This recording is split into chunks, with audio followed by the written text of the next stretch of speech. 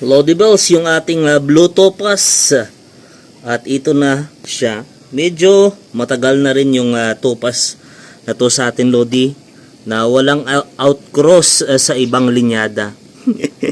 Ganun kasi ako eh. Parang kapag nagustuhan ko yung gapi, parang ayaw ko i-outcross sa ibang linyada. Pero yung male, nakikita nyo yung lalaki kay master galing yan. Ryan Perez pa rin ata yung linyada na yan.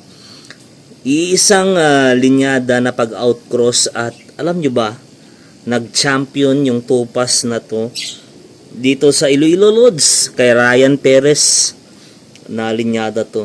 Maganda pa rin siya, Lodi ah. At ito yung nagtatanong kayo kung magkano yung benta ko sa mga gapi na katulad dito mga topaz na hindi rare. Ito medyo mura lang talaga to. Sabihin nating 600 binibenta ko to. Mga ganitong klaseng topaz yung linyada natin. Wag lang, Lodi, yung mga blonde natin, syempre mga musko natin na anong tawag dito na blonde.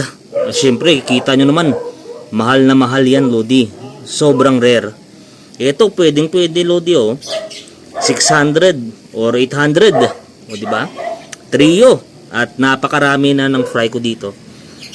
Yan ang ginagawa ko, Lods. Iisang linyada na pag-outcross lang. Maliit man yung meal natin, okay lang yan. Bawi tayo sa fry, Lodi. Outcross, fantastic.